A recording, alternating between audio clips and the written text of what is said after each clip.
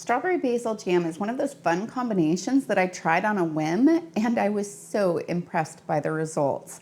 The strawberries, I mean, what's not to like about them? I love a classic strawberry jam, but adding the basil to it just adds this extra hint of interest that is so good. It's amazing just how much that sweet basil goes with the sweet strawberries. I've already prepared my produce by topping all of my strawberries. I have this little tool that I really like to use for it because you just press it in, turn it, pull it out, it brings out a little plug with the stem, and then I push the button and it releases it.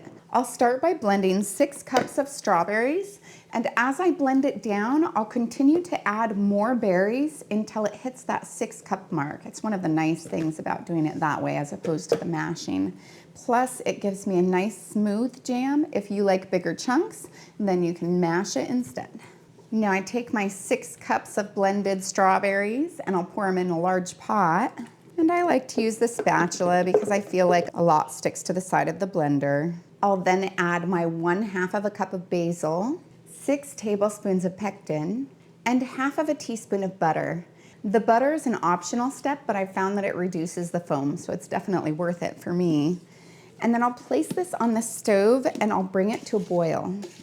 Now that it's come to a boil, I'll add my 7 cups of sugar, and then I'll stir it in and bring it back to a boil. Now that it's up to a good boil, I'll set my timer for 1 minute. I'll continue to stir it the whole time just because I don't want it to scorch.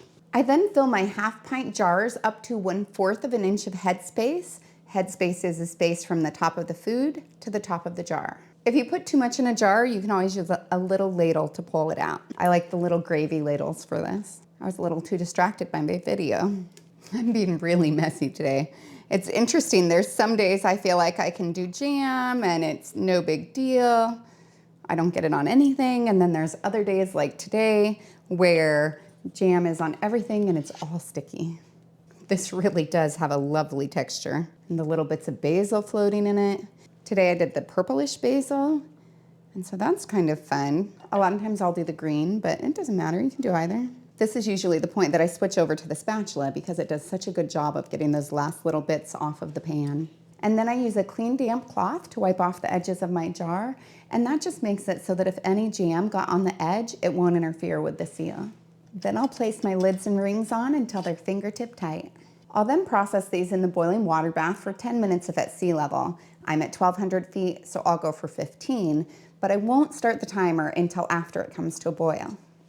Now that the time is over, I'll take off the lid, turn off the heat, and let it cool for 5 minutes.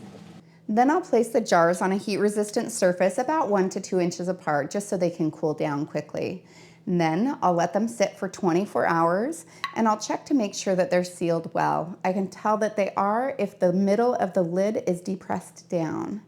After that, I'll remove the ring, wash off the jars with hot soapy water, and place them in a cool, dry, dark location and use them in the next 1 to 3 years. Strawberry basil jam. This is one of those that surprised me. There's not too many that do, but there's just occasionally where I think, oh, I don't know if that's gonna be good, and then it is. No, it's so good. I don't even know how basil works so well with sweet stuff, but it does.